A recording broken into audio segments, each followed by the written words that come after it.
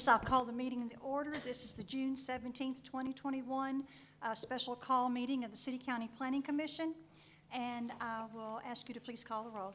Yes, ma'am. Commissioner Balance? Yes, ma'am. Commissioner Blackburn?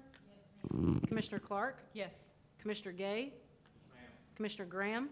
Yes, ma'am. Commissioner Ritchie? Yes, ma'am. Commissioner Starks? Yes, ma'am. Commissioner Unseld? Yes, ma'am. Commissioner Vitale? Yes, ma'am. Commissioner Volkert? Commissioner Warren? And Chair Runner. Yes, ma'am. Commissioners, you've all had a chance to review the June 3rd summary minutes. Are there any corrections to those minutes? No corrections. I'll ask for a motion, please. Thank you, sir. And a second? Second. Thank you, ma'am. Commissioner Starks? Yes. Commissioner Unseld? Yes, ma'am. Commissioner Vitale? Abstain. Commissioner Volkert? Commissioner Warren? Commissioner Balance? Yes, ma'am. Commissioner Blackburn? Yes, ma'am. Commissioner Clark? Yes. Commissioner Gay? Ma'am. Commissioner Graham? Yes, ma'am. Commissioner Ritchie? Yes, ma'am. Chair Runner. Yes, ma'am.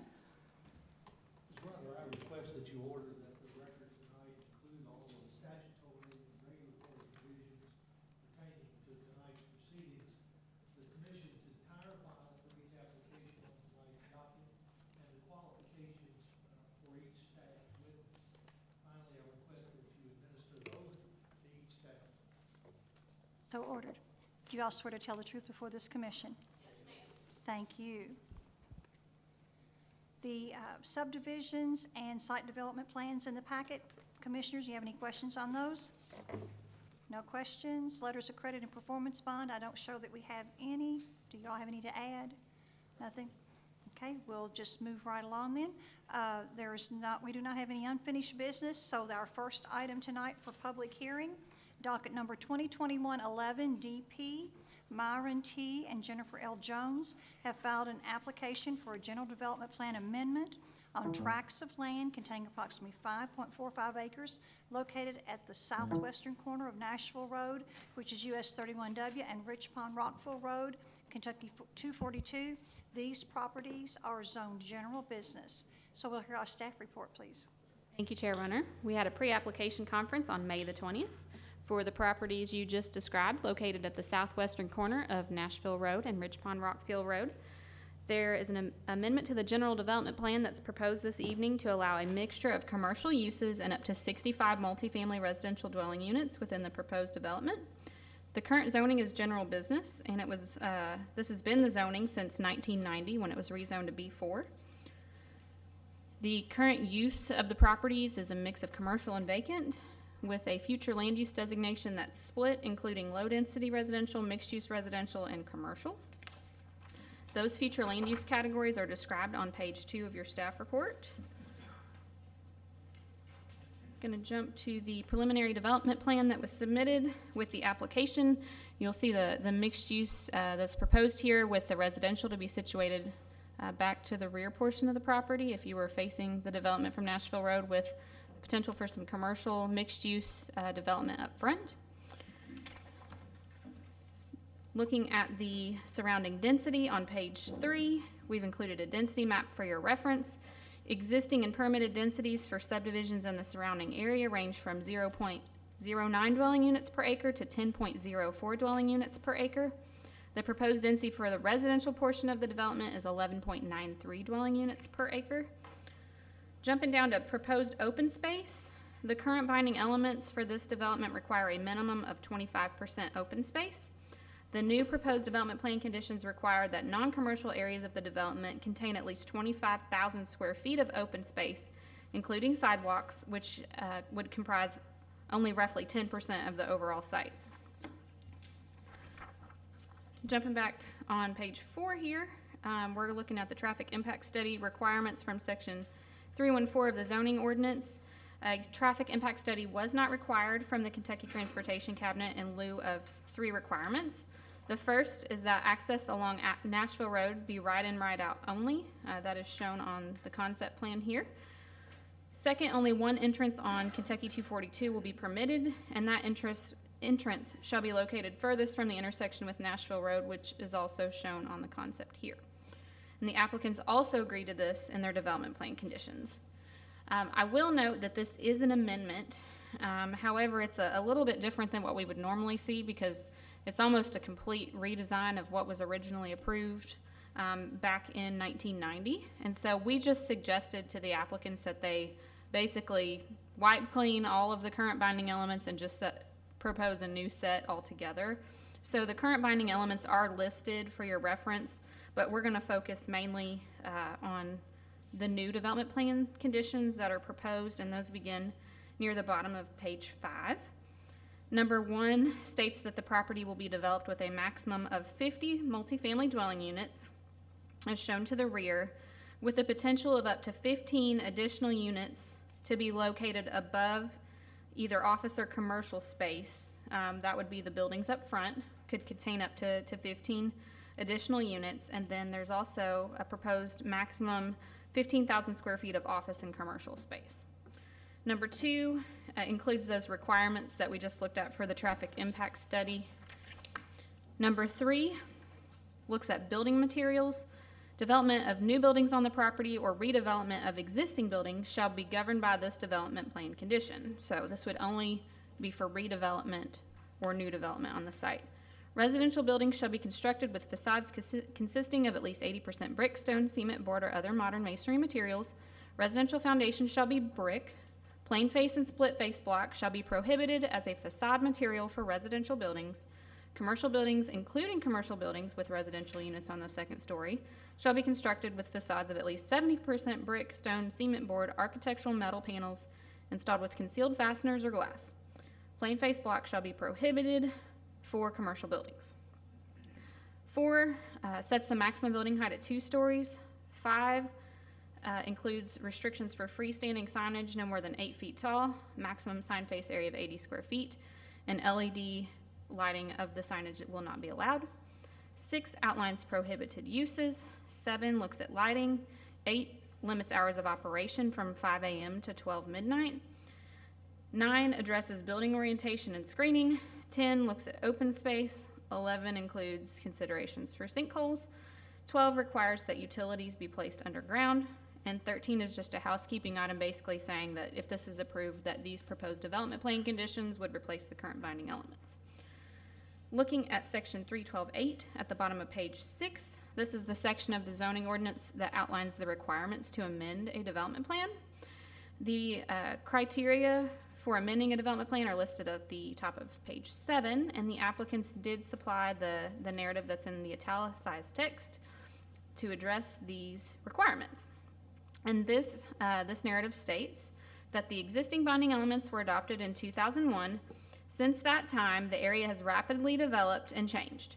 Nashville Road has been upgraded and additional upgrades are planned. Sewer has been installed, a new high school and middle school have been built across the street. New retail businesses have been established and hundreds of housing units have been developed and or planned. Looking at the Focus 2030 category review, the staff evaluated 17 items. We found 6 of those items to be in compliance, and there are 11 that the Planning Commission should evaluate for compliance. The first of those being LU 1.1.3. The Planning Commission should determine if the proposed development plan amendment is compatible with the area, including permitted uses of vehicle sales and fuel sales, and if it complies with LU 1.1.3. Next, LU 2 and 2.9, which look at quality of development, character protection in the Richpond community. LU 2.1.1, which looks at open space. Jump into page 8. Next, NCR 2.4 and NCR 2.4.3. The Planning Commission should determine if the proposed development plan amendment will preserve and enhance the Richpond community, if it is compatible with the design and placement of the existing structures, and its impact on the character of the Richpond community. Next, HN1 and HN1.3, which evaluate whether or not the proposal is compatible infill development, and if the proposal will maintain and improve the existing character and pattern of development along both Nashville Road and Richpond-Rockfield Road, and the impact on the Richpond community. And then next, HN 2.1 and HN 4, which look at suitability of the proposed housing type given its location and variety of housing options. And last, ED 1, which looks at diversification of the local economy. Just a few things to touch on in the staff review summary. Again, The development plan amendment proposes a mixture of commercial and multifamily residential units, up to 65. One thing that we've noted is that there are 2 binding elements that are currently not in compliance, which relate to paving compliance and lot consolidation. The proposed development plan amendment would help to alleviate at least the issue with the lot consolidation, and regardless of the outcome of this application, staff will be working with the owner to address the non-compliance with the paving requirements, because those are just required regardless of what the binding elements say. And then last, we will note that the proposal complies with the majority of the review criteria, with exceptions noted regarding permitted uses of vehicle sales and fuel sales. We have noted that the development plan conditions for 4 of the most recent zone changes or development plan amendments in the area for general business and highway business zone properties prohibit both vehicle sales and fuel sales. With that, I will wrap up with our points to consider on page 1. The proposed development amendment does remain consistent with the future land use map and is exempt from compliance with the low-density residential portion due to the exception stated in LU 1.1.4. Second, the proposed development again complies with the majority of the review criteria. And then last, the Planning Commission should determine if the proposed amendment is compatible with the surrounding area, again including permitted uses of vehicle sales and fuel sales, and if the applicants have addressed the required findings to amend a general development plan. That is all I have for the staff report, but I'm happy to answer any questions. Thank you, ma'am. Commissioners, do you have any questions for Ms. Hurt? Rachel, your staff report says that it was rezoned from ag to B4 in 2001, correct? Yes, a portion, and it's not easy to see on the map, but the portion of what we're considering this evening was initially rezoned in 1990, and then everything, and I should have clarified that, was then later all together rezoned in 2001 to general business. So the zoning is going to stay the same, the binding elements will change in this instance? Am I Correct. The correct? zoning will remain general business, and the applicants are proposing to basically wipe clean the current binding elements and establish a new set of conditions based on the current plan. You're welcome. So, Rachel, I count, looking at what was given to us here, obviously, some of these must be 2-story, but I count up, I got 46 units. So, do we know which ones will be 2-story, and will they all be consistent as well? That may be a question for the applicant. I'm honestly not sure. I know that there was a discrepancy between the number of units and what shown on here versus the conditions. And I think they tried to clarify that a little bit with stating that up to 15 could go in those commercial buildings up front. But I'm not sure if some of these would be 2-story versus 1-story. But I think the applicants did send me some photos earlier too, so they may be prepared to share some more information. And all of this is on one lot, correct? Right now, it's in multiple tracks. If you look at the aerial, it's in 3 tracks. But if this were to move forward, it would have to at least be consolidated to where, you could potentially maybe have 2 parcels or 3 parcels, but the buildings would at least have to all be within one lot. You couldn't build across the lot line. Other questions? Yes, ma'am. Do we know if the vehicle sales is going to remain, or is that still up in the air? Well, currently, there's no prohibition proposed on vehicle sales. Under the development plan conditions, the prohibited uses are listed on page number 6. Number 6, on page 6, and vehicle sales are not prohibited under the proposed prohibited uses. But under the staff review summary, we're talking about it there, and I was just wondering if the vehicle sales is going to remain or if they're going to redevelop the property. Well, I think they may have to answer this question, but I believe it's the immediate plan, at least, to continue the current vehicle sales that are on the property. Okay. Long term, I'm not sure. Okay. But under the current wording of the conditions, it could continue, or another vehicle sales use could also occupy the property. Okay. All right. Thank you. Mm-hmm. And those vehicle sales are coach-related? Currently, yes. Okay. But the conditions as stated would allow any type of vehicle sales Okay. in the future. I guess Mr. Pardue will address if there's going to be additional kinds of vehicles there. That may be a better question for him, yes. Thank you. Yes, ma'am. Anything else before we hear from the applicant? Nothing else? Mr. Pardue?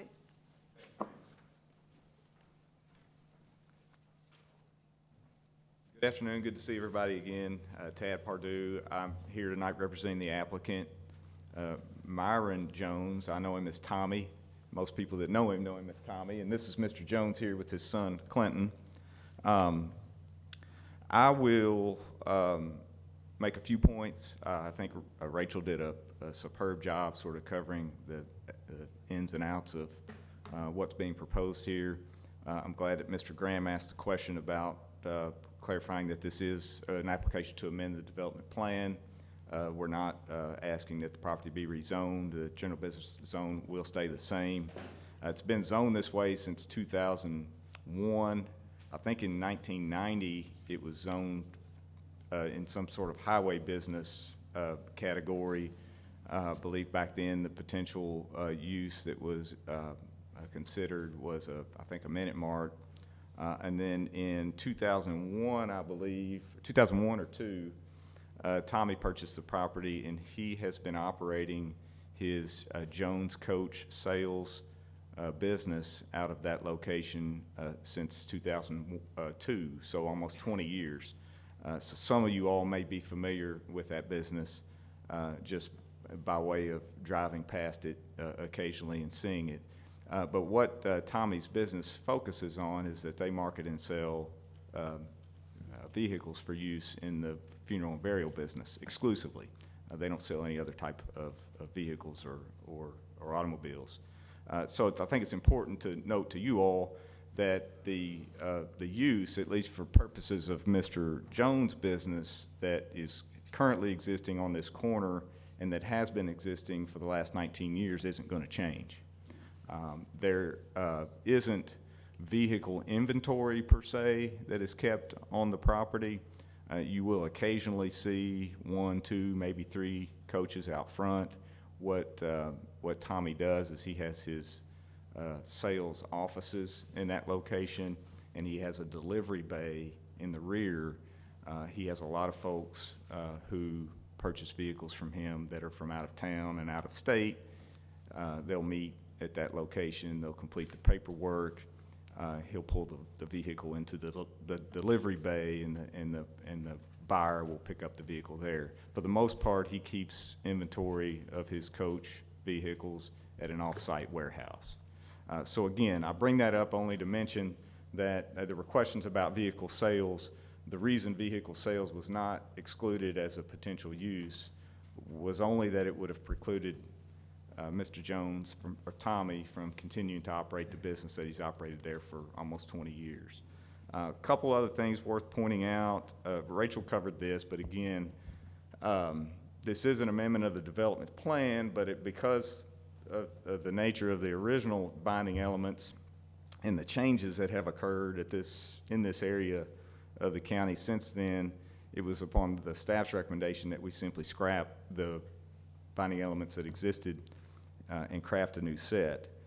There were a couple of binding elements. One example is sewer or septic. There's sewer out here now, so there was out of date, and there were a couple, I think, that maybe even ran contrary to the zoning ordinance. For instance, signage. I think the signage that's permitted on this property under the existing binding elements actually exceeds that which is allowed in the zoning ordinance. So cleaning things like that up is what we are proposing to you all this evening. The multifamily portion, to Commissioner Volkert's question, it involves I think no more than 50. I think there will be up to 15 on the second floor of the commercial spaces. I guess the difference there would be then, do the math, the remainder would be there in the rear of the property. Access, there's currently an access point on Richpond-Rockfield Road that's closer to the intersection with Nashville Road under the new development plan, that access point will be eliminated and actually moved back further from Nashville Road, and you can see that depicted on the concept plan. That was upon the recommendation of the Transportation Cabinet. The only other thing I'll mention, if it wasn't already covered, I think the staff report clearly indicates what's proposed is compatible with the Flume, compliant with the Flume in terms of compatibility. You all know better than anybody the level of development that has occurred and is occurring out in this portion of the county, out Nashville Road. You have a variety, as it's indicated in the staff report, of zones and uses in this vicinity. Specifically this intersection, this corner of this intersection, there's been a commercial presence there for decades, and that's not going to change with what we've proposed. There are fuel sales at this intersection. You have fuel sales at the Richpond Hardware, and you have fuel sales probably a few hundred feet down the road on the same side of the road at the IGA. So there is some consistency there and some compatibility in terms of the potential for there to be fuel sales. Density in this area is anywhere, I mean, it runs the gamut. It's anywhere from 9/100ths or 0.09 dwelling units per acre to 10 dwelling units per acre. What we've proposed here is 11.93, which isn't too far off from the top end of that range. And again, you have a variety of uses: commercial, residential, office, and of course the school across the street. That's all I have to offer. I'm prepared to answer questions about any of it. If the commissioners have any, I'll be glad to take those up. Ed, I think there was a question, was it Tim, about the uniformity of the, or Christian, of the buildings? So the property will be developed and owned by Mr. Jones. It's not intended, nor is there any plan to subdivide or place the property into multiple ownership. I think he was also asking about the uniformity of materials. Sure. So, see if I can figure this computer out. If I just use the arrows. Okay. Yeah. So what the way we sort of have described the concept and characteristics of the multifamily development is sort of a village style. And we pulled together a few photographs. These are just sort of some examples that we've been able to come up with the help of our engineers. But you can see here sidewalks, trees, street lights, you know, some consistency, but also, you know, enough variety to give it that, you know, not so uniform feel, but still be uniform. I don't know if that satisfies kind of the question you've got. I see what you're trying to do, and I'm great with that. It's just, how do you put it into that all of a sudden he decides to do something different, and you got 8 different colors out there. That's always my issue when these things come up. It's just looking the same. To some degree, I mean, you know. Sure. To the extent we need to address it, we'll be happy to put a condition in there that all the multifamily structures will be uniform in design and color.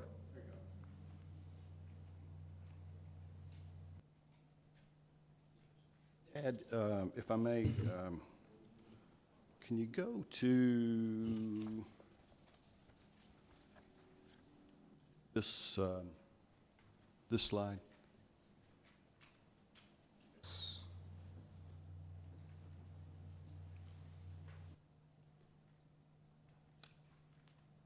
Okay. Sir. So I see a dotted line almost at the, let's call it the front right corner, and I assume that represents possibly the existing structure? Us. It does, okay. And so is it your client's intent to at some point either tear down that structure or add on to that existing structure? Okay. And Thought it was, but I wanted to make That's sure I all didn't misspeak. And so these, let's call it these two primary structures in the front, those are proposed as commercial first floor? Correct. Okay, and then, so, what do you envision, are those, proposed to be single-story structures, or I heard something about multifamily above? Or that they will not exceed 2 stories. The commercial use portion will be 1 story. Any multifamily or residential would be on the that second story? And they can't, as it is in the zoning ordinance, the commercial buildings can't have a footprint of more than 10,000 square feet. And I think we've limited it to a total of maybe 15, yeah. That would be a total for both structures if there are 2 structures. Okay, and then the exterior facade on those 2 buildings, is that the one that's proposed to be 80% brick? Those are 70. Those are 70. You'll see there's a, Pardon me? there's a distinction. It's in DPC Oh, I see, I number see. 3. Yeah, number 3. Okay, very good.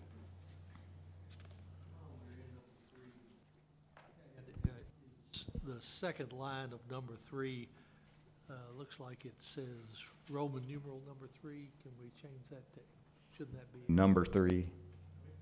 I'm not looking at your binding elements, maybe that's how they're numbered, but. With Roman numerals? Right. Okay. Never mind.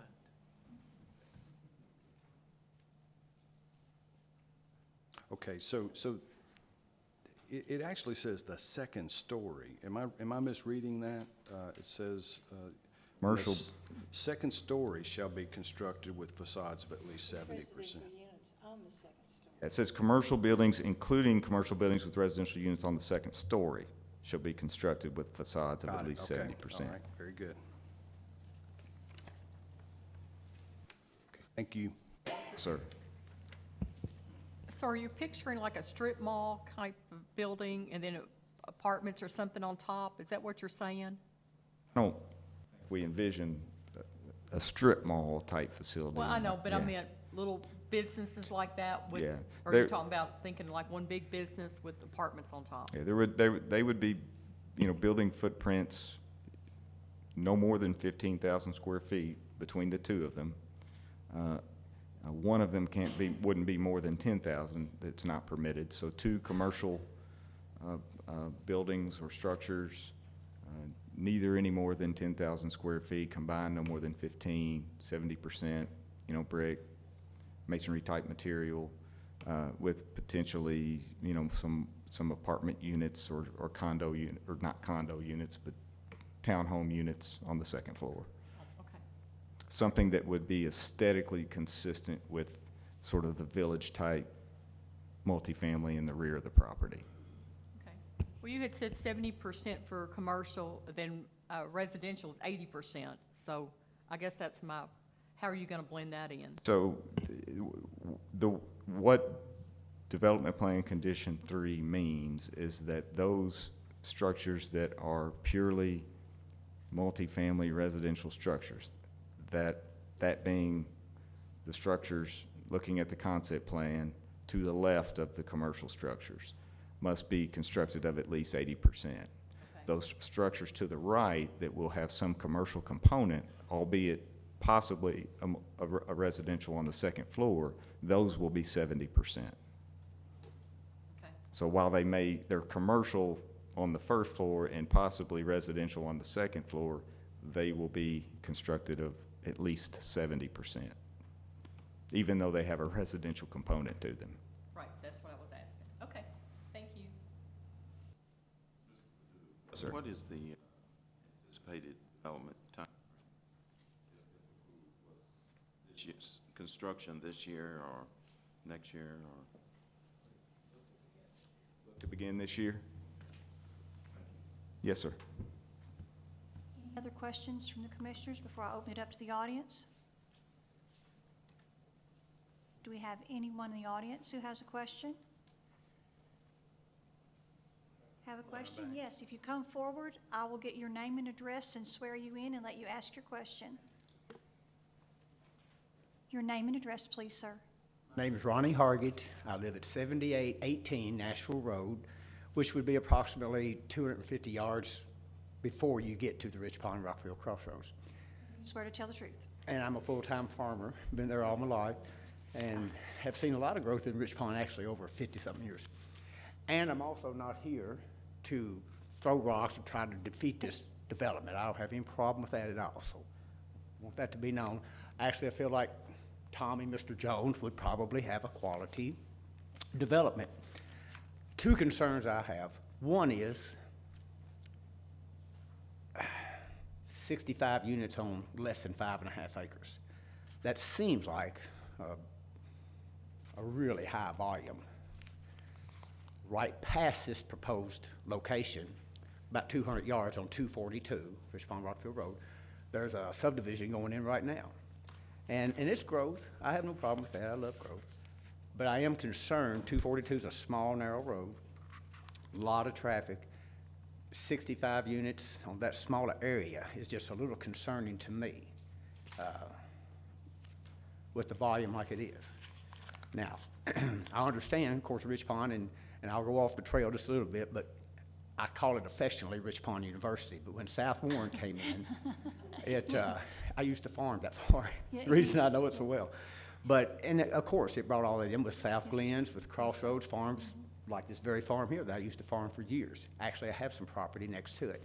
But anyhow, that's a concern, and I hope y'all as a commission anyhow will consider that. I understand wanting to get all you can, and I don't have a problem with that to a point. But that is my concern, I think, most importantly, is just the amount of volume of traffic, people coming in and out on that road. Which leads me into my second one, then I'll be done. With all that, I happen to have property right beside of Mr. Jones on 242. Matter of fact, there was an aerial picture I saw a little bit earlier that come up, and it shows. And I am a cattle producer and I'm a hay producer, so I happen to have a large barn right beside of this property. And at any given time, there could be a couple of hundred rows of hay, and by the end of the season, several thousand square bales stored in this barn. Matter of fact, I left the hay field today to be here. Along with whether it be 25 units or 65 units, it's most likely that there's going to be some children, young, teenage children and all like that. And I feel like this barn will be a magnet to these kids to go and play in. And I'm concerned. I have equipment in there and a lot of dry hay. And I have grandchildren, and they love to go to the barn and play. So I know where this is going to, and I feel like that if we have that volume of people, there's going to be some kids want to go over there and play. There may be some older teenage kids who want to go over there and just mess around and smoke or something like that. I'm concerned about that. So my question, and I want to kind of ask this, and it hadn't been discussed. I haven't talked to Tommy, Mr. Jones, but I would wonder down this boundary line if we could have a privacy fence put up just so, I know there's an end to each fence and kids can walk around it. I understand that. But to just have an open area with just a few trees, I'm really concerned that my barn will be full of kids all the time. And sort of an ounce of prevention over a pound of cure, that one of them get in there, small kids fall and hurt themselves. Big kids get in there and whatever, burn it down, have, camp out or smoking or whatever. And it probably won't resolve the whole problem, but I just feel like if there was a privacy fence put up, and not necessarily a plank fence, because my grandkids go through it or over it, it wouldn't matter. But a privacy fence, and I'm not talking about a wall or anything like that, but I'd like to get a little confirmation on whether or not we could see that being available to happen. And those are my only two concerns, the numbers, which I hope y'all will consider, and then I just feel like we really need to have some sort of privacy, and I'm not a fence person except for keeping cattle in, but I just feel like I'm trying to look ahead and know what's going to happen with all these. Yes, sir. We'll ask the applicant and. All right. I appreciate that. Thank you, sir. Thank you. Thank you. Sir, I briefly discussed that with Mr. Jones, and he would, the way it's proposed and the way it is in the concept plan, you can see there are a number of trees, landscaping, those types of things that are planted along that line to accomplish that privacy component. And Mr. Jones prefers to keep that from an aesthetic standpoint to protect the privacy, those trees and shrubs and landscaping rather than a privacy fence. If the, you know, the commission is so inclined to feel another way, you know, I would appreciate hearing that from the commission, but at least as it stands now, Mr. Jones would prefer, just from an aesthetic standpoint, instead of a wooden privacy fence, that natural landscaping as a means to protect the privacy. Okay. And I appreciate you saying that, and that's, I think that's a fair request, and it's not gonna prevent it happening, but I do agree with them. Takes a little bit of just the ease of just walking straight into that barn. understood, and I think, From an aesthetic perspective, you can still leave the landscaping there. right against the fence, yeah. Well, and I appreciate the commission expressing that viewpoint, and that's why I said it that way. I always hate saying I don't disagree, but I get where you are, and I appreciate that, and I think we can incorporate that into our conditions as well. How thick is that landscape going to be back there if you're just going to use trees? Is it going to be thicker than what you normally do? Well, I don't know now. Well, I guess we'll have to think about that now that there will be a fence there. But I don't, you know, the way it was envisioned didn't involve a fence, so I can't say at this point. You know, we'll just have to see how much room is there once we construct the fence between the parking lot and the fence.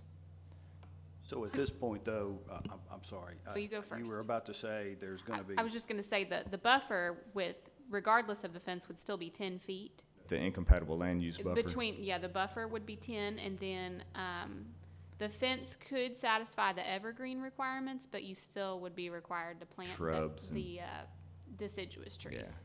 Right, that's what I was about to say. There's gonna be a minimum threshold here, beyond aesthetics. There's gonna be Because a minimum. you got the general business and the ag, and it's, Exactly right.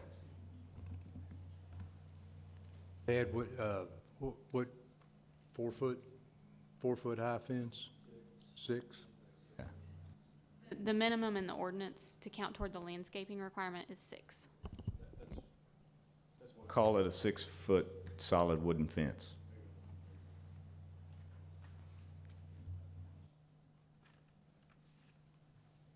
That would be along the west boundary line, the length of the entire length of the west boundary line. Right time, will you get Mr. Jones up to recite his agreement Will. with those, the uniform design and color? I think that's all we've done so far. Camp, as it pertains to that addition with the uniform design and color, would we just add that to existing condition 3? What is, And then same with the fence, if that, we can add the fence in the same condition, as part of the same condition? Okay.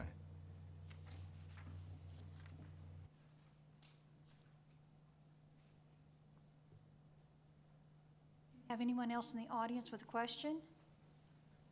Yes, sir. State your name and address for us, please, sir. Name's Harold Huntsman. My address is actually in Franklin, but I currently own the adjoining property at 8233 Nashville Road and have the business Richpond Market there that's on that property. I have one question and one concern. First question would be the roadway or driveway that's on that backside of that lot. Would that be considered a driveway, like a private drive, or is that actually going to be a public roadway? As it looks like it's going to extend on past his lot, which actually is behind my lot. So I'm just kind of looking at potential traffic, other potential traffic concerns in that area, especially going in behind my property.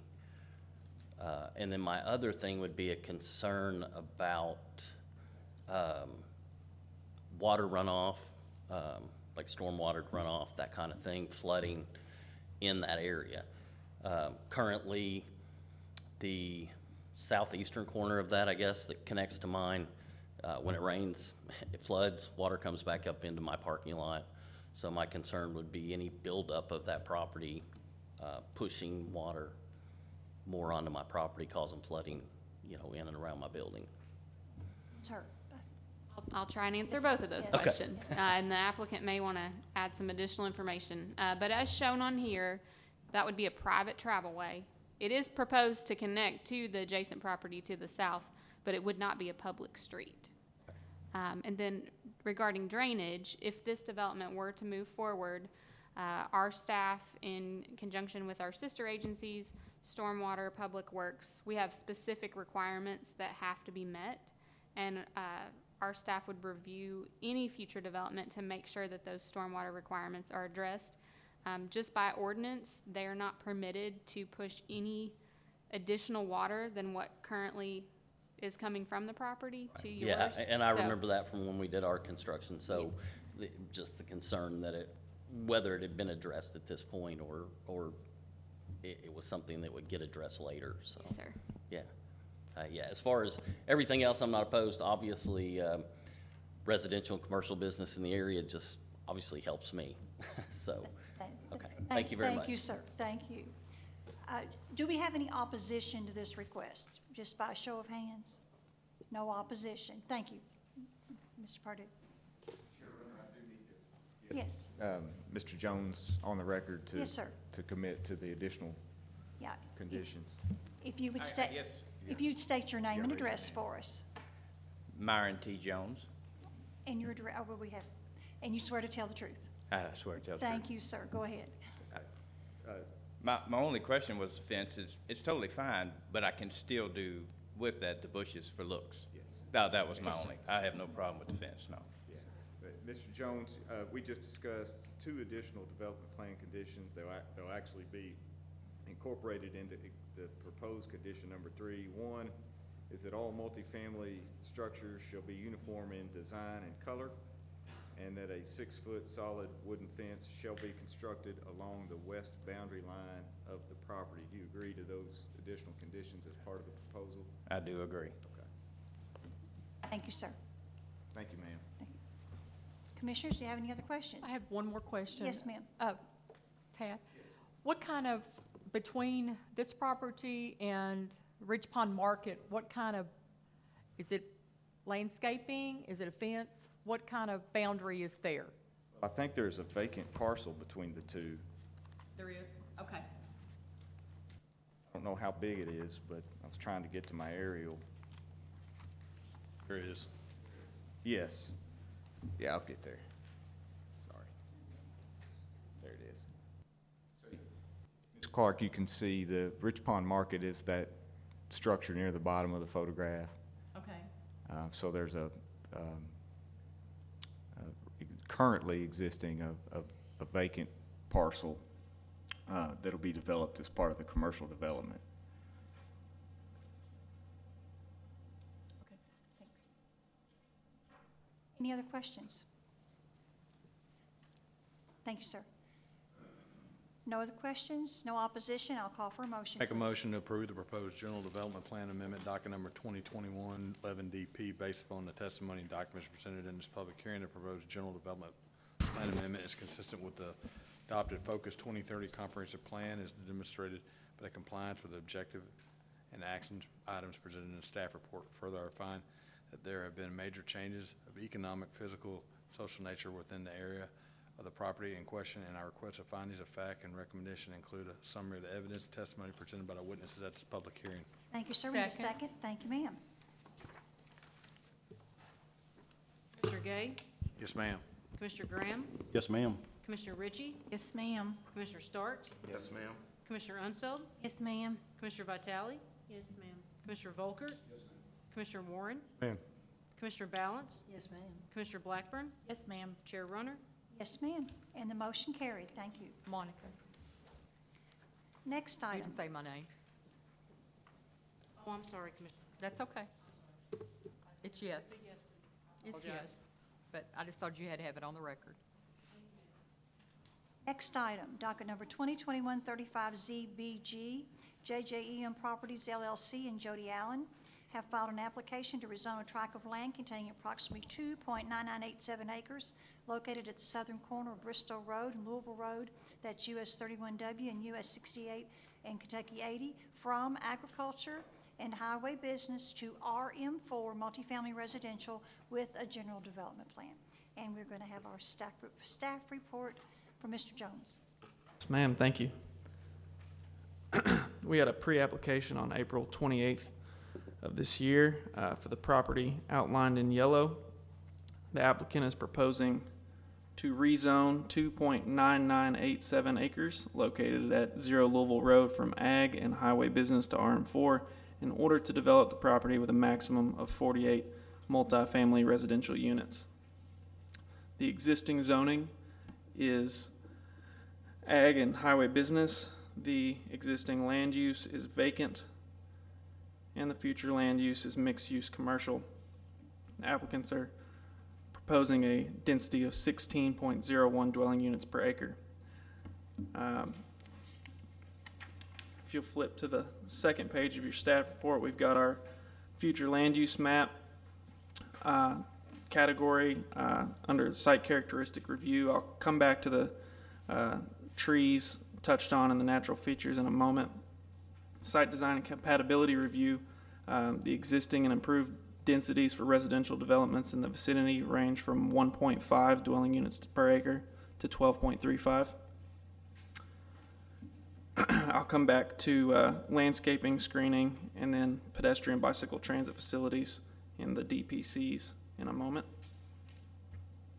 There's the density map attached for your convenience. Traffic impact study is touched on there. It was not required by KYTC and BG Public Works in lieu of the following improvements. KYTC requested there be no direct access to Louisville Road, and Bowling Green Public Works requested that the entrance on Bristow Road must be installed at least 230 feet from the intersection at Louisville Road in order to meet the city's minimum spacing requirements. As for the general development plan, number 1 regards utilities being located underground. Number 2 regards the maximum of 48 dwelling units. Number 3 deals with building exteriors, and that it shall be 50% brick, EFA stone masonry, or cementitious material, and that they shall match the appearance of the existing structures at 141 Bristow Road. Number 4 deals with the community mailbox system and uniform street lighting.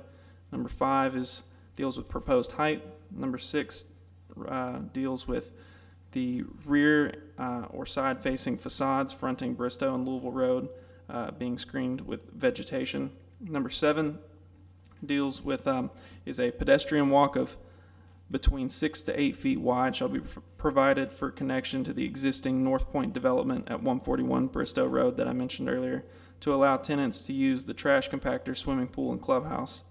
Number 8 deals with access that we touched on earlier, and number 9 deals with sinkholes. As for the 2030 category review, staff identified 16 items, 7 of which comply, 6 that may comply and are up to your determination, and the 3 that don't comply all regard the applicant not addressing the preservation of existing vegetation located on the property. So we'll flip back to page 1 for your points to consider.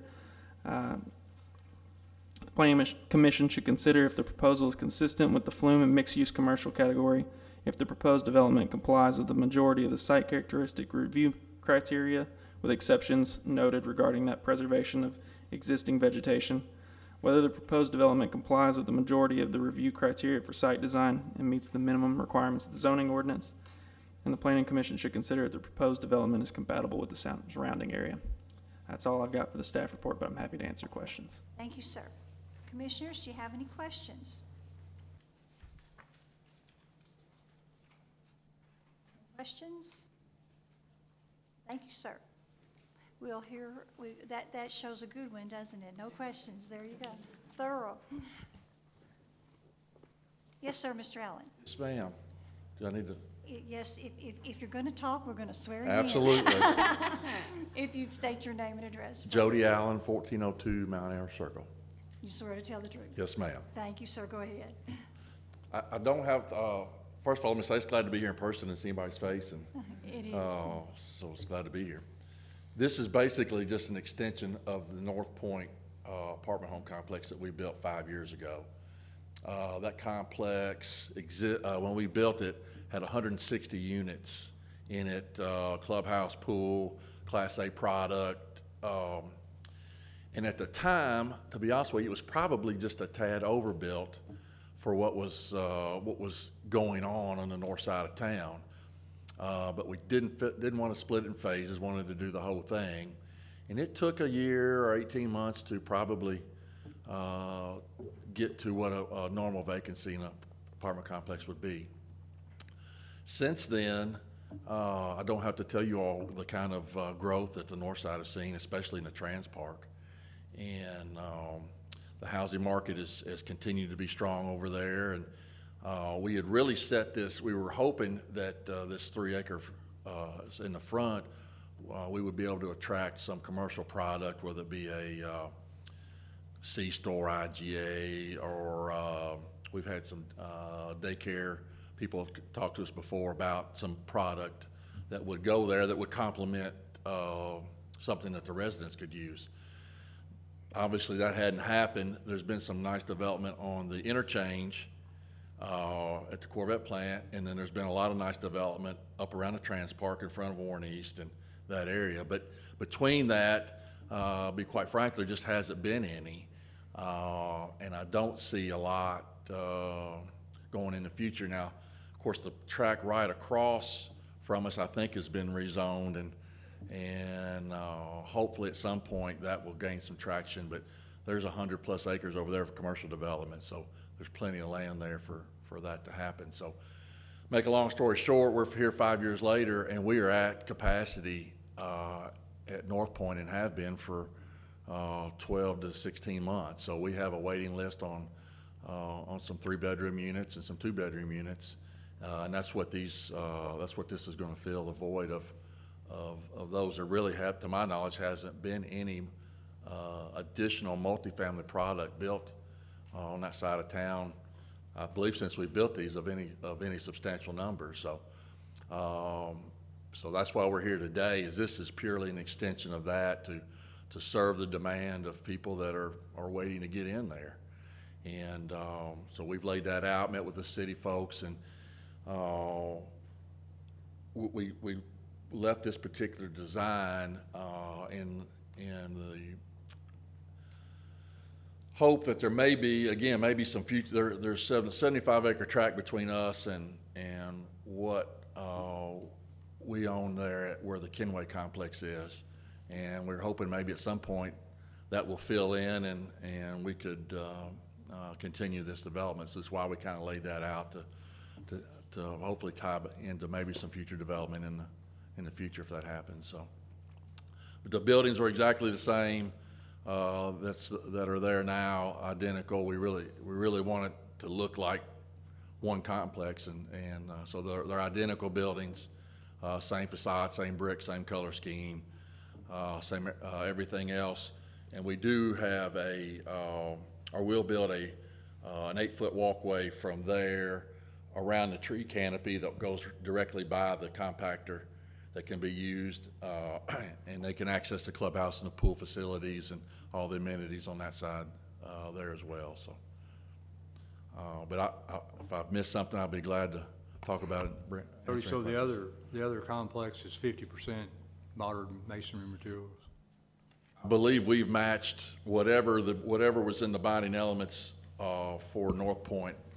I believe we've matched those identical, whatever that is. The second one is the exception no regard preservation of existing vegetation. The only vegetation on that lot is the squiggly line, which I believe to represent the tree canopy. Okay. Personally, I don't believe that's 100% accurate. I don't believe the tree canopy goes that far into that lot. But all those trees are in a extremely large swell that handles all the drainage for the existing North Point and will handle all this drainage. So we're not going to get down in that swell and cut any trees out. But if, again, we'll leave everything we can. There's no benefit to us to take out any trees that exist there unless they're just absolutely in the roadway. I just don't, I don't believe that canopy is, or is that line is that accurate. Have any other questions for Mr. Allen? Commissioners, do we have anyone in the audience with a question? Do we have any opposition to this request? No questions, no opposition? Then I will ask for a motion, please. Thank you. Make a motion to approve the proposed zoning map amendment together with conditions upon the general development plan, docket number 2021-35ZBG, based upon the testimony and documents presented in this public hearing. The proposed zoning map amendment is consistent with the Focus 2030 comprehensive plan as demonstrated by its compliance with the objectives and action items presented in the staff report. Therefore, the proposed zoning map amendment is in agreement with the adopted comprehensive plan. Further, I request that this motion include the summary of evidence and testimony presented by the witnesses at this public hearing. Thank you, sir. Second, thank you, ma'am. Commissioner Graham, Yes, ma'am. Commissioner Ritchie, Yes, ma'am. Commissioner Starks, Yes, ma'am. Commissioner Unseld, Yes, ma'am. Commissioner Vitale, Yes, ma'am. Commissioner Volkert. I'm sorry, he's not here. Commissioner Warren, Ma'am. Commissioner Balance, Yes. Commissioner Blackburn, Yes, ma'am. Commissioner Clark, Yes. Commissioner Gay, Ma'am. Chair Runner. Yes, ma'am. The motion carried. Our recommendation will be for approval. Thank you.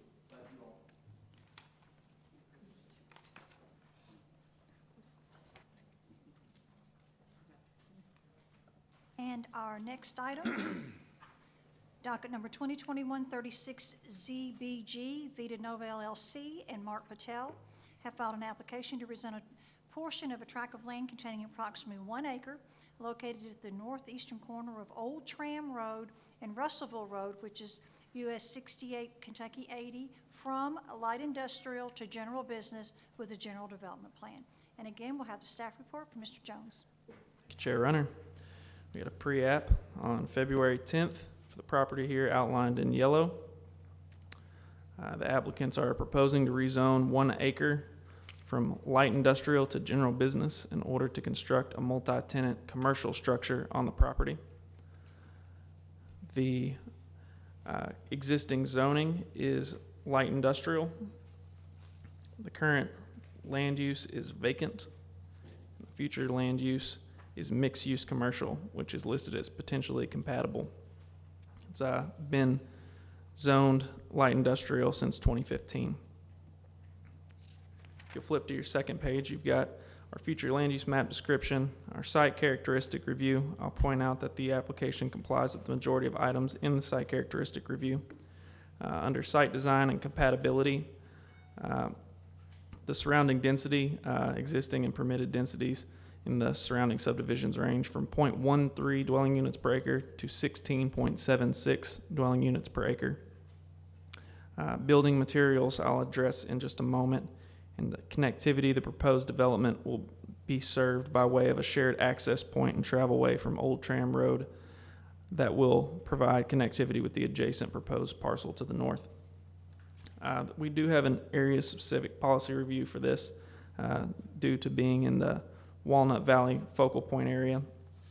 And that plan has a few applicable policies, most of which comply or may comply.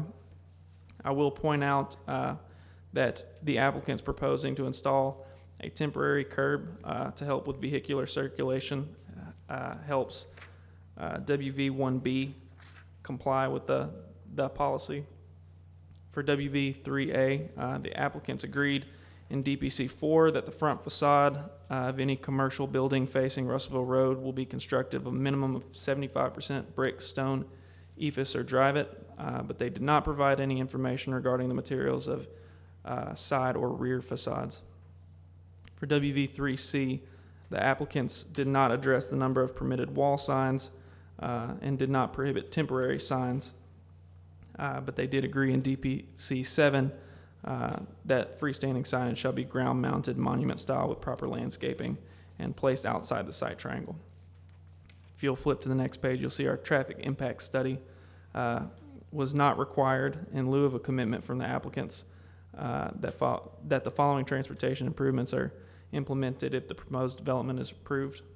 Bowling Green Public Works requested that access to Old Tram Road shall be located a minimum of 115 feet from the intersection with Russellville Road, and it shall be widened, Old Tram Road shall be widened to 36 feet to include a center turn lane. The road widening shall extend to the northernmost access point for all lots within the overall development and then taper back after this point.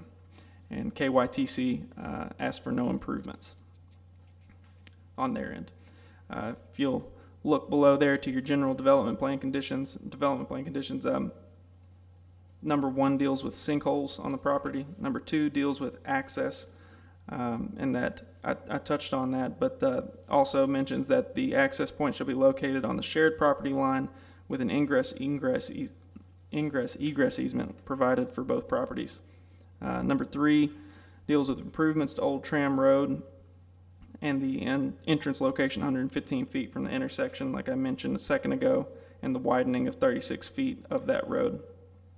Number 4 deals with the front facade. I touched on that a second ago, being 75% brick, stone, ephes, or drive it.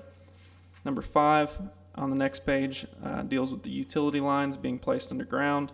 Number 6 deals with the development being consistent with the attached concept plan. Number 7 deals with freestanding signage. Number 8 deals with commercial building orientation. Number 9 deals with commercial building height. And number 10 outlines a few prohibited uses that we can go over if you like. For the Focus 2030 category review, we had 14 items, 6 of which comply, 8 of which are up to the Planning Commission's determination. I will point out that under LU 2.8 and LU 2.8.1 that the proposal generally complies with some but not all of the Walnut Valley focal point policies that we touched on a moment ago. If you'll flip back to your first page, we'll go over the points to consider. The proposal is consistent with the Flume and mixed-use commercial category. The proposed development complies with the majority of site characteristics review criteria and the majority of the review criteria for site design, with exceptions noted regarding material requirements for side or rear-facing facades and signage, and compatibility of the proposed development should be determined by the Planning Commission. That's all I've got for the staff report, but I'm happy to take questions. Thank you, sir. So this may be a question generally for staff.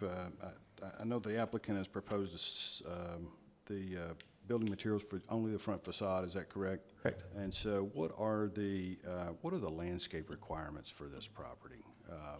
Are there landscape requirements for this property? Want to touch on that, Rachel? I can do that. So the landscaping requirements, just in looking at this site plan, the only requirements would relate to what we call vehicle use areas, essentially your parking, travelways, and so there are screening requirements around the perimeter of the paved area with the addition of some interior green space or landscape islands that are generally depicted on the concept plan, but those would be the only landscaping requirements. Thank you. Thank you. Do we have any kind of hours of operation or any concept like that about what they're going to do? They were not mentioned in the DPCs, but that may be a good question for the applicant. Hmm? Any other questions before we hear from the applicant? Nothing else? Thank you. And we'll hear from the applicant, please. Mr. Patel or Mr. Lucas?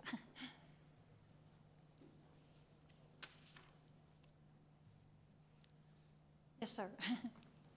Your name and address, yes. Thad Lucas. I live at 555 Dunbarton Avenue, Bowling Green, Kentucky. I swear to tell the truth. Thank you, sir. Thank you.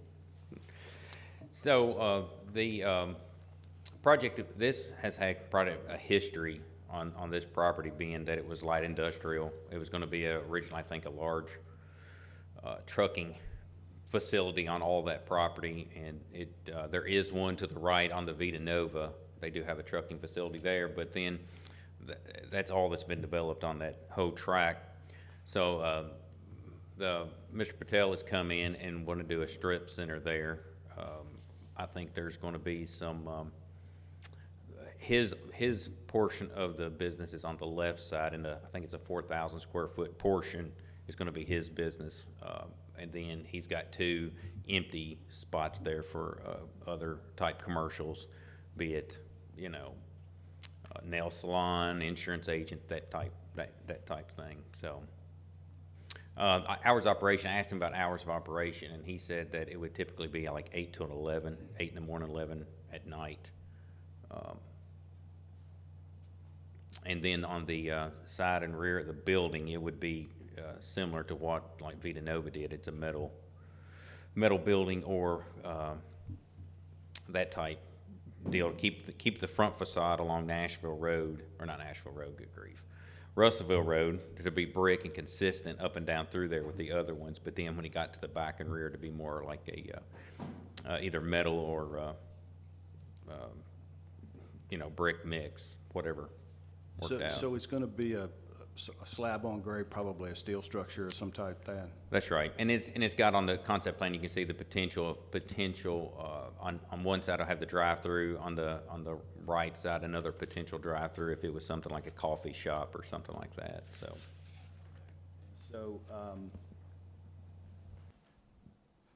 So you've addressed the front facade. Would your client consider anything besides metal on the left and right facades? Here's my concern. You've got that old Tram Road has some residential. He owns the property in the rear. If he could he'll landscape that. It's not going to affect him there, it looks like. He said, I just asked him, he said he would go ahead and wrap that on around the sides. I think that so would what be, he did on the front, he'd do on the sides. That'd be fantastic, and that way we can address any concerns that we have there.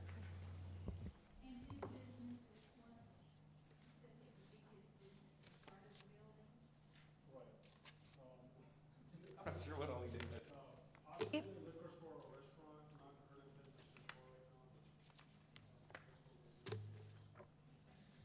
If I could get you to come to the mic, so we do need to swear you in, and we need to hear you through the microphone too.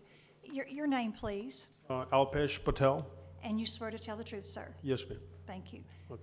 And you can go ahead and answer her question so we can hear it. We couldn't hear Oh, from. yeah, sorry. That's all right. We're leaning towards maybe a restaurant or a liquor store, but not 110% sure right now. Yeah. What do I do? That's what yeah.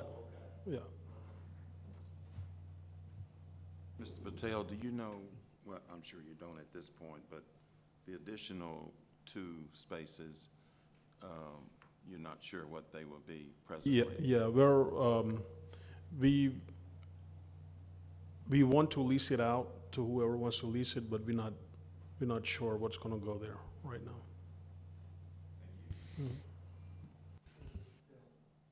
Yes, sir, go ahead. I want to ask you about the changes that you've already agreed to. General Development Plan Condition number 4 says that the front facade of the commercial building will have a minimum of 75% brick. And I understand that you've agreed tonight that in addition to the front facade, the 2 side facades will also be 75% brick. Am I right about that? Yes. Okay. And have you also agreed to limit your hours of operation to 8 a.m. to 11 p.m. 7 days a week?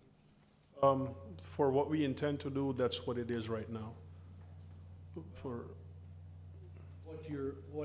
What I'm asking you to agree to will not only go have a bearing on what you're going to do, but it'll stick with the property if you should sell it. So I'm not 110% sure right now of how many hours the operation we will have. So there's not a commitment. Mr. Patel, would you, many times when it's a restaurant or convenience store, we generally see nothing past 12 o'clock? Well, I own a liquor store, and you cannot sell liquor past 11. So. Well, yes, sir, but we're asking about this particular property today. Would you agree to 8 to 12? I'll have to, because I don't know what businesses will go beside ours. I mean, I'm fine with 11 to, or 8 to 12. And I think they should be too, actually, so. I mean, you okay? Yes.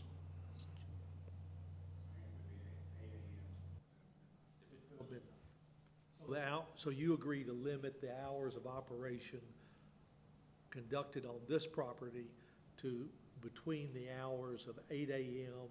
and 12 o'clock midnight, 7 days per week? Yes, unless somebody wants to do a coffee shop there, then they may want to open early, but, If they want to do that, they'll need to come back here. Okay, and ask get to approval amend again. those hours of operation. But as it stands tonight, we're asking you for your commitment. Why not just go ahead and change it now? Yeah, like 5 We or could do 6 yeah, to yeah, 11 just- or. As you want, it's the late at night operation that Yeah. we're trying to control. I think 12 is perfectly fine. So you want to 6 a.m. Yeah, just a 6 Yeah, a.m. 6 would be better, yeah. Hours of operation shall be 6 a.m.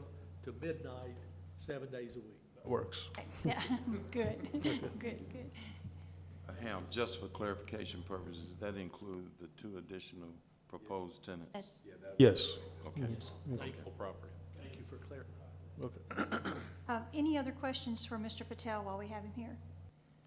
Nothing else? Do we have any opposition to this request? Or any questions from anyone in the audience? No questions, no opposition. Thank you both. Thank you all. I'll call for a motion, please. Make a motion to approve the proposed zoning map amendment together with and condition upon a general development plan, docket number 2021-36ZBG, based upon the testimony and documents presented in this public hearing. The proposed zoning map amendment is consistent with the Focus 2030 comprehensive plan. It's demonstrated by its compliance with the objective and action items presented in the staff report. Therefore, the proposed zoning map amendment is in agreement with the adopted comprehensive plan. Further, I request a motion include a summary of evidence and testimony presented by the witnesses at this public hearing. Thank you, sir. Need a second? Second. Thank you, ma'am. Commissioner Gay, Ma'am. Commissioner Graham, Yes, ma'am. Commissioner Ritchie, Yes, ma'am. Commissioner Starks, Yes, ma'am. Commissioner Unseld, Yes, ma'am. Commissioner Vitale, Commissioner Volkert, Commissioner Warren, Ma'am. Commissioner Balance, Yes, ma'am. Commissioner Blackburn, Yes, ma'am. Commissioner Clark, Yes. Chair Runner.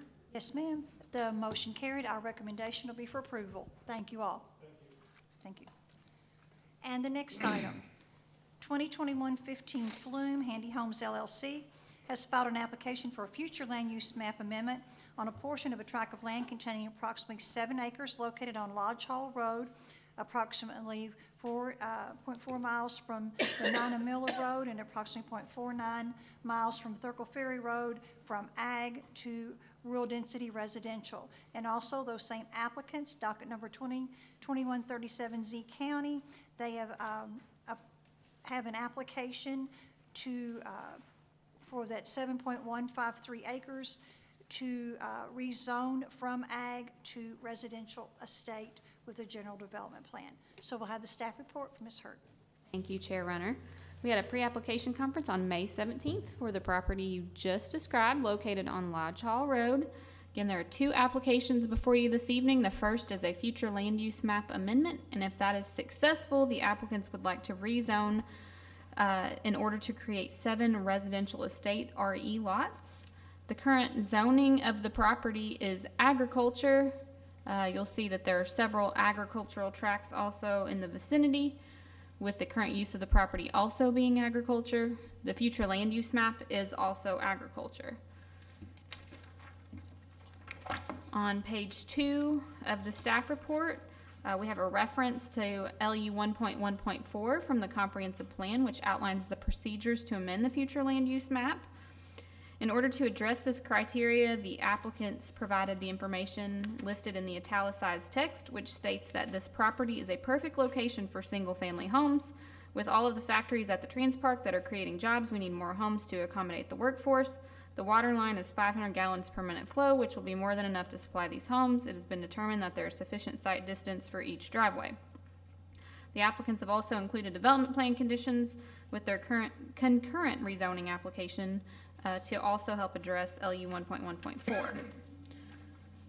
I'll move to the preliminary development plan that was submitted that shows the 7 proposed lots.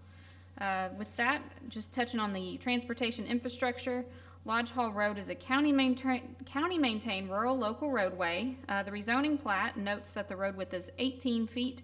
There are other plats of record for the same section of Lodge Hall Road that lists the road width at 16 feet. Looking at the site design and compatibility review, just going to touch on the density. Within a quarter of a mile, the median density is 0.20 dwelling units per acre. Within a half mile, the median density is 0.18 dwelling units per acre.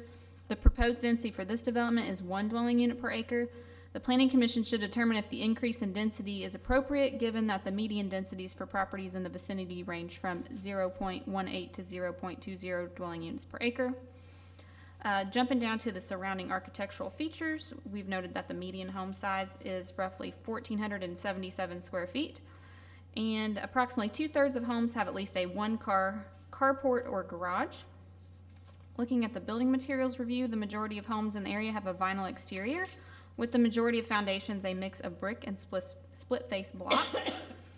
Jumping down to the proposed development plan conditions, number 1 looks at building materials, 2 foundation materials, 3 roof pitch, 4 sets a minimum home size at 1,300 square feet, 5 prohibits modular and manufactured homes, 6 addresses building orientation, 7 establishes a front yard setback of at least 50 feet, and 8 includes considerations for on-site septic systems. The staff evaluated 14 items from the comprehensive plan and found 2 of those items to be in compliance, 3 were noted as out of compliance, and 9 of the items the Planning Commission should evaluate for compliance. The first, LU 1.1.3, which looks at compatibility of the proposed development. 2 looks at quality of development and character of the area. LU 231, which looks at access. The applicants did provide a statement regarding access in the future land use map amendment narrative, but there are no development plan conditions that address access to the property. 2.9, the Planning Commission should determine if the proposal will protect the rural character of the area and the Richardsville community. Next, NCR 1.1 and 1.3 we've noted to be out of compliance. The applicants did not address existing sinkholes that are known to exist in the vicinity of the proposed development. Next, NCR 2.4, the Planning Commission should determine if the proposed development will preserve and enhance the Richardsville community and the impact of the proposed development on the existing agricultural landscape. Next, NCR 241, while the development is located in an area with sufficient water pressure to meet the minimum fire protection requirements, the current future land use designation for the property is agriculture, with the proposed amendment to rural density residential. Furthermore, plats of record for the same section of Lodge Hall Road list the pavement width at 16 feet. The Planning Commission should determine if the proposal will result in premature development pressure on the countryside and whether or not it will set a precedent for increased density, a greater number of smaller residential lots, loss of farmland, and loss of agricultural character in the vicinity. And next, HN 2.1 and HN 4, which look at suitability of the proposed housing type and housing options within the area. And then looking at our staff review summary on page 5, again, there's 2 applications before you this evening. The first is to amend the future land use map for 7 acres. If that is approved, then there's a subsequent application to rezone that same acreage from ag to RE. We will note, and there were 2 aerials in your packet, that these 7 lots are proposed to be subdivided from a parent tract, which currently includes 2 1-acre or less existing lots of record. Given the existing road frontage, it is possible that one of the smaller lots could remain, and so if the future land use map amendment and zone change are approved, up to 8 1 plus or minus acre tracts could exist from the parent property. The parent property being kind of what you see, this thin white line. I'm not doing a very good job outlining it, but that's the general boundary. With this is one of the lots that's mentioned in the staff review summary, and then the other one is on the right side here. The proposed lots are outlined in yellow here. With that, I'll jump back to the points to consider on page 1. First, the Planning Commission should consider if the proposed future land use map amendment meets the criteria outlined in LU 1.1.4, or if it is premature development on the countryside. If approved, the proposed zone change would be consistent with the future land use map and rural density residential category. Second, the proposed development complies with some of the site characteristics review criteria with exceptions noted regarding sinkholes, access, and road width. Third, the proposed development plan complies with the majority of the review criteria for site design and meets the minimum requirements in the zoning ordinance. The Planning Commission should determine if the proposal is compatible with the area and if the creation of 7 additional lots in an area with a current future land use designation of agriculture is appropriate. And finally, the Planning Commission should further consider if the proposed application will set a precedent for increased density, a greater number of smaller residential lots, loss of farmland, and loss of agricultural character in the vicinity. That is all I have for the staff report, but I'm happy to answer any questions. Thank you, ma'am. Questions? Yes, sir. Rachel, So there are none that are known on the property, but there are several that are known to exist in the vicinity of the proposed development. And as you all are aware, there might not be one today, but there could be one tomorrow, so. And to have septic, you need 1 acre? Yes, ma'am. Unless it's an existing lot of record, so the current lots that are shown on either side, if the health department certified that a septic tank were appropriate, they could develop those lots. But any new lots that are subdivided have to be at least 1 acre. And are we gonna have separate driveways for each one of these? That's a concern. That many, 7 new driveways along through there? There's nothing that would restrict the number of driveways. The applicant may be able to answer that. I know in their future land use map amendment application, on page 2, the italicized text, they have stated that there's sufficient site distance. I believe they may have already consulted with the Public Works Department, but you may want to verify that with them. Okay, thank you. Mm-hmm. Rachel, it looks like it's similarly developed across the street, or not exactly the same size lots, but probably someone has divided that at some point, clearly. The development plan conditions don't address any garages. Did you guys have any discussions about that? I believe in the email that we sent, we did ask about garage requirements, and the final submission did not include any information regarding that. And then one thing I will note, the lots across the street, those would have been the ones that are directly catty corner, I guess, these right here. It's a little misleading, I guess, because when we did the ag to RE conversion back in 2014, those were already existing lots, so they would have been subdivided before the comprehensive plan and future land use map. So it's kind of, I don't know, it looks odd on the map because it seems like those may have been rezoned recently, but those would have been in existence and then just converted in 2014. There was an application closer down the road in the last few years. Some of you may remember that. I think it was zoned industrial from way back in the day, and in that instance they downzoned to RE. But that would have been the most recent rezoning application in the proximity of this location. Thank you. Mm-hmm. Any other questions from commissioners before we hear from the applicant? Nothing else? The applicant's present? Yes, sir? And if you'll come forward and state your name and address for us, please. Yes, ma'am. Jeff Anderson, 723 North View Court, Bowling Green, Kentucky. And you swear to tell the truth? Yes, ma'am. Thank you, sir. This current, what we're trying to do here, there's basically 29 acres in the whole deal there. Due to the fire hydrant that is across the street, we could put the same amount of houses across there, only they would be in 5-acre tracts, and it would take away the agricultural. We're wanting to use the other 20 acres that's left there for the agricultural, and you know, a 1-acre tract seems to be taken care of better than a 5-acre tract across there, and it would eliminate the agricultural use basically, unless they leased it individually to somebody to put you know, beans or corn or cows or whatever, and getting 7 people to agree to lease all of that out, I don't know. But anyway, the Trans Park being so close, we feel is a need for more housing, even north of town there. So I would appreciate your consideration. Mr. Anderson, would you consider requiring garages? I don't have a problem with the 1 or 2 car garage. It's okay. Everything, we've done some of these. Mount Olivet Gherkin Road, we done 8 lots there. We done all those with, that you all gracefully approved for us. We done double car garages there.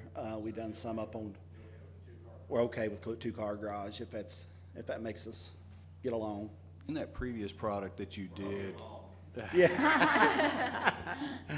In that previous product that you did you do a split face block or did you do a brick foundation? It was split face blocks. All right, and that's your intent here? Yes, sir. Okay. Any other questions while Mr. Moore is writing up that addition to the, So, Mr. Condition- Anderson, is it agreement that all residences constructed on the premises shall have an attached 2-car garage? Yes, an attached, not limited to a detached. Is that okay? Attached or detached? Just drop it and just say it shall have a 2-car garage. Yes, sir. other questions? Nothing else? Yes, ma'am, did you have? Do you anticipate these all being vinyl, or do you anticipate vinyl, brick, different? Everything we have done so far in the other developments have been all vinyl with the split face block.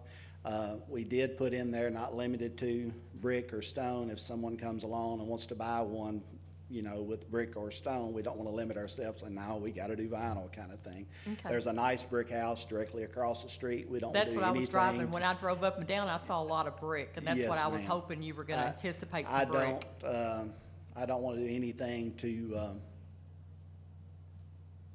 know, make his property value go down. By all means, we want everything to go up out that way. But we anticipate vinyl, but if someone would like brick, we would gladly do brick.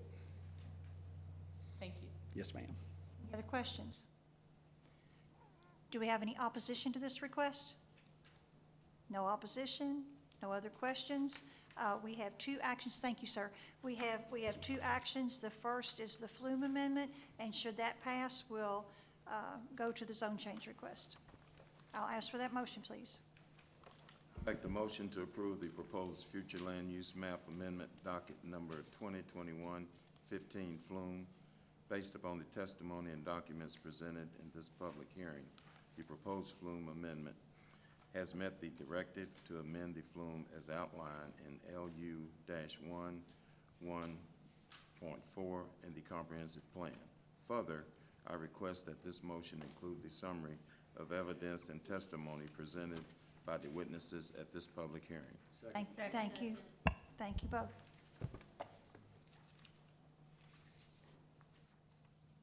I'm sorry. I'm sorry. Nothing else to add, sir? That's a yes from you? Okay. Commissioner Unseld? Ma'am. Commissioner Vitale? Yes, ma'am. Commissioner Volkert? Commissioner Warren? Ma'am. Commissioner Balance? Yes, ma'am. Commissioner Blackburn? Yes, ma'am. Commissioner Clark? Yes. Commissioner Gay? Yes, ma'am. Commissioner Graham? Yes, ma'am. Commissioner Ritchie? Yes, ma'am. Chair Runner? Yes, ma'am. The motion carried, so now we'll act on the zone change request. I'll ask for that motion, please. Make the motion to approve the proposed zoning map amendment together with and conditioned upon the general development plan docket number 2021-37Z County. Based upon the testimony and documents presented as public hearing, proposed zoning map amendment is consistent with adopted Focus 2030 comprehensive plans demonstrated by its compliance with the objectives and action items presented in staff report. Therefore, the proposed zoning map amendment is in agreement with the adopted comprehensive plan. Further request this motion includes summary of evidence and testimony presented by the witnesses public hearing. Second. Thank you, ma'am. Commissioner Warren? Yes, ma'am. Commissioner Balance? Yes, ma'am. Commissioner Blackburn? Yes, ma'am. Commissioner Clark? Yes. Commissioner Gay? Ma'am. Commissioner Graham, Yes, ma'am. Commissioner Ritchie, Yes, ma'am. Commissioner Starks, Yes, ma'am. Commissioner Unseld, Yes, ma'am. Commissioner Vitale, Yes, ma'am. Commissioner Volkert, Chair Runner. Yes, ma'am. The motion carried. Our recommendation will be for approval. Thank you all. That ends the public hearing. New business, bylaws amendment, I think is. Yeah, so I'm gonna go. Any direction you want to go in, sir. Yes, all righty. Well, so you should have a new presentation at your seats. I apologize. I somehow, out of one of the 5 or 6 different versions I've done of this, got an old one in there, but have a revised one. I'll try to be brief, but we do have updates on the joint agreement. So our last 2 legislative bodies will be voting by the end of this month. It appears that will pass, which then enacts the changes to that joint agreement. So I'm just going to run through and of course try to be brief, but I'll do some details and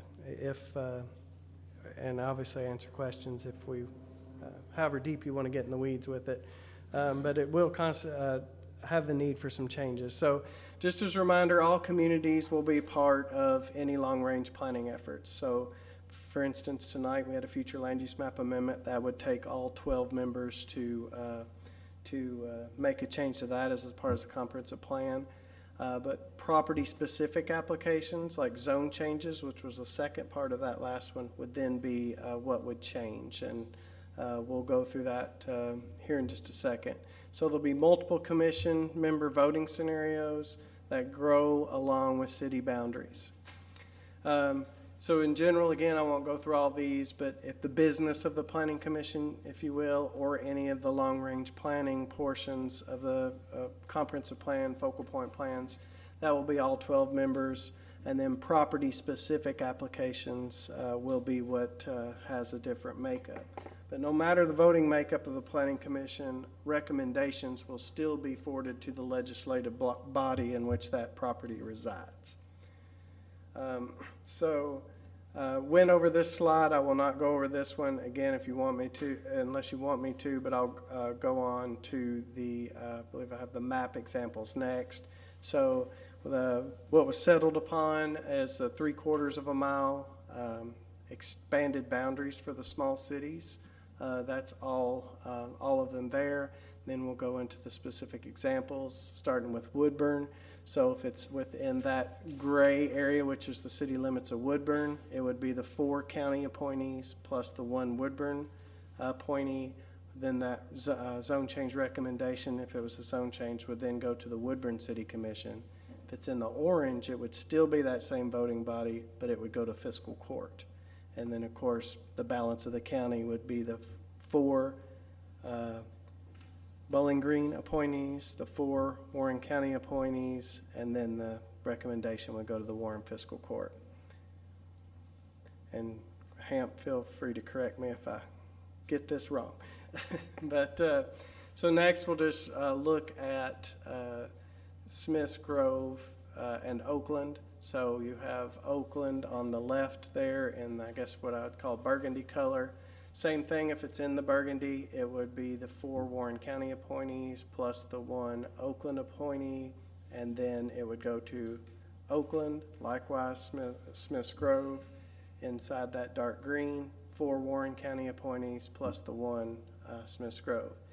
In the orange, that's not the dark orange piece, sliver, it would be the same, but the recommendation would go to Warren Fiscal Court.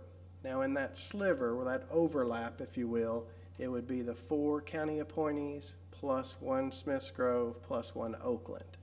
So that would be the makeup for that. Again, the recommendation would go to Warren Fiscal Court. And then Plum Springs, you see purple color there. Again, that would be the 4 county appointees plus the 1 Plum Springs appointee. And then that recommendation would go to Plum Springs City Commission. In the orange, it gets a little more confusing. So let's say it's in the city of Bowling Green and within that orange expanded area of Plum Springs, then it would be the 4 City of Bowling Green, 4 Warren County appointees, plus 1 Plum Springs appointee, and then that recommendation would go to the Bowling Green City Commission.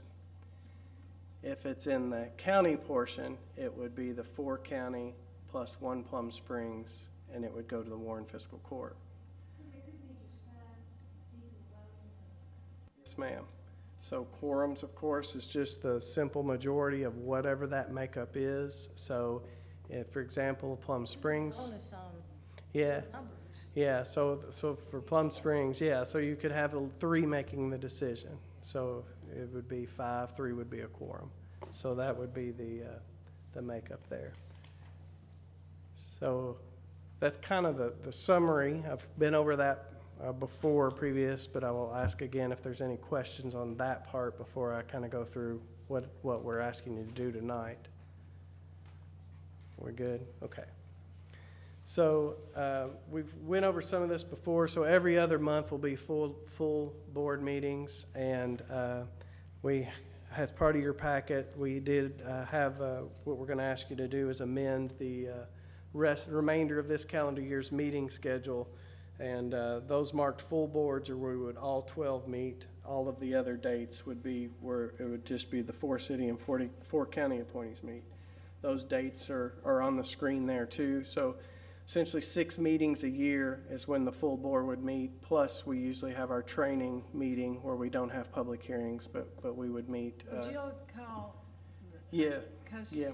Yes, ma'am. this is gonna get So confusing. what we'll do is, we're gonna still send packets to everybody, regardless of whether you're, I guess, supposed to be here or not.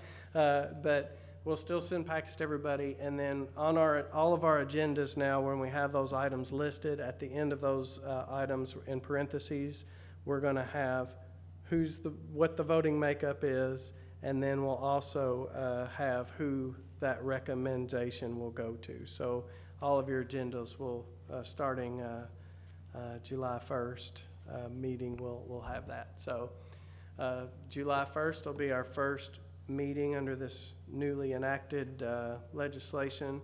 So that first meeting will be just the 4 city appointees and the 4 county appointees. And then July 15th is when we'll all meet back as a board. So our next meeting will just be the 4 city, Bowling Green and 4 county. But what if you have something that connects to any of us? Are you gonna not have those at a meeting like that? Like, say there's a meeting, So it's out there close to us. So you won't have those at just that kind of meeting? So there is a application that is coming up that is outside of Plum Springs, but also outside that orange body. So that Plum Springs would not be involved in that one at all. It would just be the 4 city and the 4 county. Okay. The one I was thinking about was, didn't we say that the Smiths Grove, Brian Gross was coming July the 1st? Wouldn't Smiths Grove be in that one? So that one has been postponed to the 15th now at their request. But yes, right, keep me straight. Yeah, so what we'll have to do on that one is we'll have the body of 12 will vote on the future land use map amendment, and then the 4 plus 1 will be voting on the zone change. And then while that's on the edge of Smiths Grove, it's not in Smiths Grove, the recommendation would go to Warren Fiscal Court. Yes, ma'am. Several of the homeowners, most of you all noticed at our last meeting that I excused myself. May I explain why that was? Sure. I am president of the homeowners there in the meadows of Smiths Grove. This is a parcel of land that there's a field between our neighborhood and this proposal. May I interrupt? Yes, And please. Pam, maybe you should answer this, but we don't need to hear anything that could be seen as evidence. So I probably should. Okay. But what Ms. Ritchie's saying, so when that comes back, if she's got to excuse herself again, there'll only be 4 there'll only be 4, and then, you know, there's 5, 3's a quorum. See, the voting membership change and then the quorum, simple majority. Yeah, so there would be, in that instance, that would be 5 people that can vote. But if one's on vacation and one has to recuse themselves, then there's 3, but 3 is still a quorum because that's simple majority. Yeah. Okay, let me ask one more thing about that then. Mhm. Do we have to step out for the zone change? The ones of us that can't vote, or we just sit here and they just don't call our name? Yeah, I think, and I'll let Hamp answer that, or maybe he wants to think about it some more, but. Very congested, we have to get up and get out. Yeah, get up and get so out. I think what we'll do is anything with future land use map amendments, we would probably hear those first. And then I guess each commissioner can either leave after that point if there's no other business on the agenda that requires all 12, or we can do it, you would just basically not participate in that hearing. I don't think we have to get up and leave Well, and that's come what back. I was hoping, I mean, Yeah. because I'd like to listen, but. Yeah. With that, I think it'd be important that staff does the agenda for the night. We are, yeah, yeah. Mhm. Yeah. So we would deviate from, if there are 2, we just hear those future land use map ones first. They wouldn't have to sit here for the whole thing if they didn't want to, and then we would hear the rest. The difficulty or the challenge in that's gonna become, as we know, it's sometimes hard to hear those separately, the future land use or the zone change. So we may have to just put those first. You listen, vote, and then the ones that can't participate just don't participate, and then we come to the next one and do it till we get through those. But typically, we've been having about 12 to 15 of those a year. This year's a little exceptional because we've got a whole lot going on. I believe we're still well ahead of our pace and on pace to set a record. So we have a few more than normal, so. I still say they're gonna get to know who we are now, because there's smaller numbers, and they'll come after us. They'll come after us. You're getting off just in time. Well, Ms. Balance, you're pretty tough. I think you can handle it. I can handle them, but I'm worried about constituents. Yeah. You want me to stay on for security? Yes. Yes, security, yeah. So do you need a motion for the schedule? Sure, I get the hint. Let me skip forward here.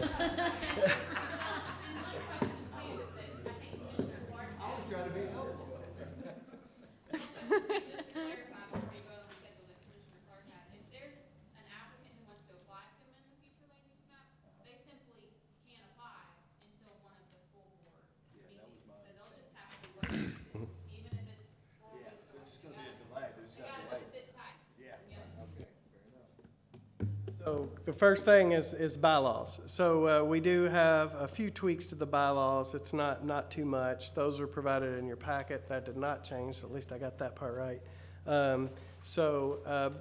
Most of it's just housekeeping changes. Some are just still reference to the term binding elements, update development plan conditions, things like that. Just some slight clarifications on the chair, the vice chair, clarifications based on the planning commission makeup, quorum considerations as we talked about, and then one of the, I guess, leftovers, which I guess we can call it over, the pandemic, video teleconference. We would just adding an option to be able to use that now for official business. We can't use that for public hearings, but it would just be adding that in there for committee meetings, those types of things. And then we just minor changes to the general order of business so we can redo that. So we do need a motion to accept those bylaws changes as presented. Thank you both.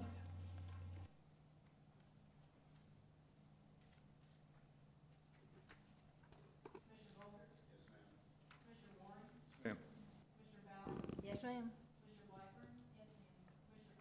Yes. Ma'am. Yes, ma'am. Yes, ma'am. Yes, ma'am. Yes, ma'am. Second thing we need, as stated, was just to amend the schedule, meeting schedule. I've kind of already went over that. I'll just note that we are making permanent the change to move the meetings to 5:30 instead of 6 o'clock. So we do need a motion to. So moved.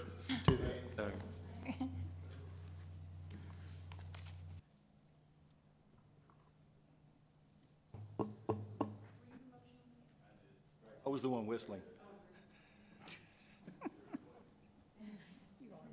Yes, ma'am. Yes, ma'am. Yes, ma'am. Yes, ma'am. Yes, ma'am.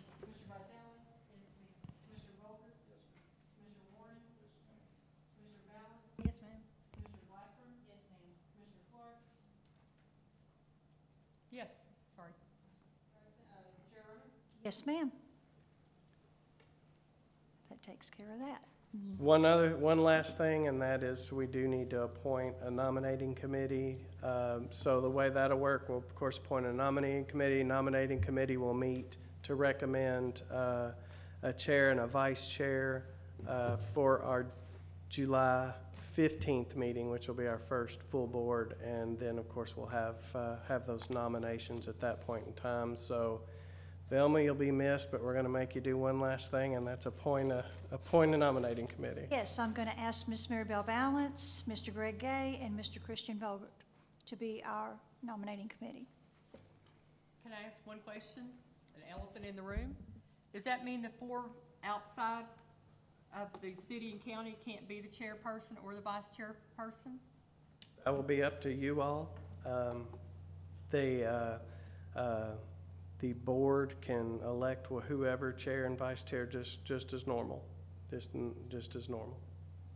But on specific items where that chair, if it came from a small city for whatever, would not be able to participate in that, so we just have to either let a vice chair take over or nominate a temporary chair based on that item. Anything else, sir? Yes, I think sir. all of us would like to, one more time, recognize Velma's 28 years of service and that she's about to adjourn her final meeting, and please know how much we're all going to miss you. Thank you.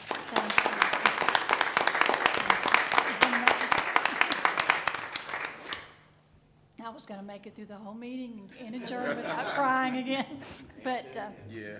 no, I'm not out of here yet, am I? Thank you. It's been my pleasure. It has. I love you all. Meeting's adjourned.